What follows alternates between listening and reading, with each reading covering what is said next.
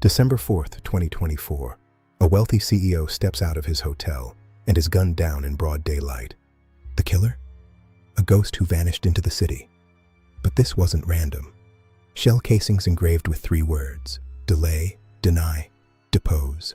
Welcome to the story that exposed America's broken healthcare system and sparked a national debate on revenge. Brian Thompson, 50, was the face of UnitedHealthcare, one of America's largest insurers. To millions, he represented hope through coverage, but to critics, he symbolized a system accused of denying claims, delaying treatments, and depositing profits while patients suffered. Yet Brian was a family man, a leader, until that cold, fateful December morning. But on December 4th, 2024, everything changed in an instant. Brian Thompson, heading to an investor conference at the Hilton in Midtown Manhattan, steps out into the cold morning air, unaware that death was walking right behind him. A masked man raises a silenced weapon. 3 suppressed shots ring out. Brian collapses on the sidewalk as panicked witnesses scatter. He dies there on the concrete, a husband, a father, gone in seconds. Police arrive to find 3 shell casings stamped with a chilling message: delay, deny, depose. Words that echo the very accusations leveled at the insurance industry he led: delaying claims, denying coverage, deposing profits over people. This wasn't just murder, it was a statement. In those frantic moments, Brian Thompson's life ended on a cold Manhattan sidewalk. Paramedics rushed in, but it was too late. A devoted family man, husband, father, taken without warning. The city froze as news spread. UnitedHealthcare's CEO assassinated in broad daylight. Within hours, investigators pieced together the horror and the motive hinted at in those engraved shell casings. A massive manhunt launched immediately. NYPD, FBI, thousands of tips poured in. The killer had vanished like a ghost, hooded, masked, fleeing on a bicycle through the streets. But those 3 words, delay, deny, depose, ignited a firestorm. They weren't random. They mirrored the exact complaints millions have against health insurers: claims delayed, treatments denied, profits deposited while people suffer and die waiting. Was this cold-blooded murder, or a twisted act of vengeance against a system many call broken? The hunt exploded nationwide. NYPD and FBI teams scoured surveillance, chased thousands of leads. Days dragged on, 5 agonizing days, with the killer still a shadow. Then, a tip from the heartland, Altoona, Pennsylvania, over 200 miles from the crime scene. A McDonald's manager, urged by alert customers who spotted the resemblance, made the call. Police arrived skeptical, even joking about it, but the match was uncanny. December 9th, 2024.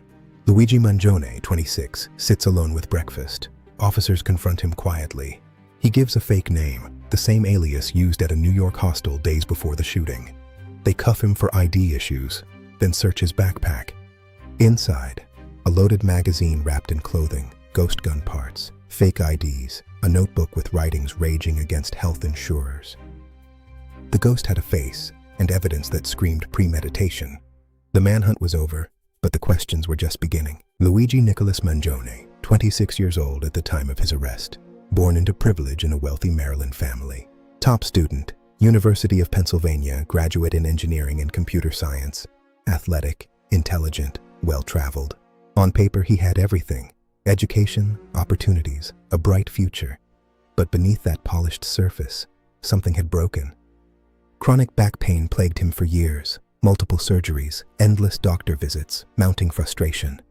He later wrote about the healthcare system in searing detail, calling insurers parasites that extract human life force for money.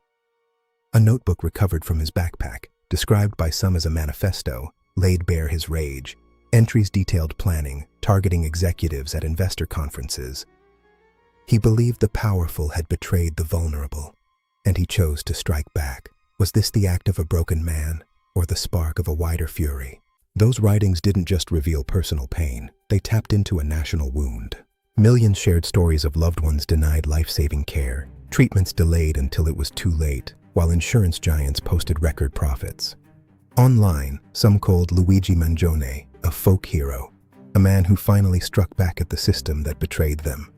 Others condemned him without hesitation: cold-blooded assassin, no excuse for murder. Brian Thompson's family grieved a husband and father stolen in an instant, violence solving nothing. Prosecutors pointed to premeditation, the ghost gun, the manifesto, a deliberate political act. The case split America. Was this terrorism born of corporate greed or the desperate scream of a broken healthcare system? The debate exploded online and in the streets, and it still rages today. The legal battle began swiftly. Luigi Mangione pleaded not guilty in both state and federal courts. Prosecutors initially sought the death penalty in the federal case, calling it a premeditated act of terrorism. But in early 2026, Judge Margaret Garnett dismissed the capital counts, ruling that stalking does not qualify as a crime of violence under federal law. Federal prosecutors declined to appeal the ruling in late February 2026. No death penalty on the federal side. The state trial in New York is now set for June 8, 2026. Federal jury selection begins September 8th, with opening statements October 13th. If convicted on the remaining charges, Mangione faces life in prison without parole. Brian Thompson's family continues to seek justice for a life stolen too soon.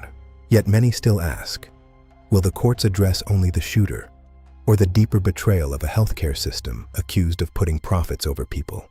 Brian Thompson's family still mourns a husband and father taken in an instant of violence. Thousands of others grieve loved ones lost not to bullets, but to a healthcare system that delayed or denied the care they needed.